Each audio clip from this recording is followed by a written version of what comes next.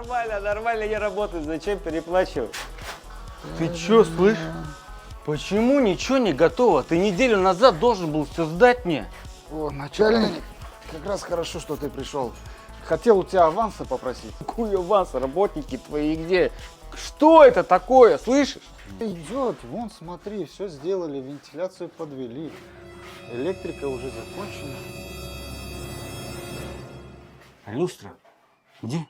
Слушай, тут у Ахмета сын родился, короче. Ну и надо было как-то его, короче, поздравить. Пришлось люстру заложить. Чтоб такого не было, обращайтесь в промастер.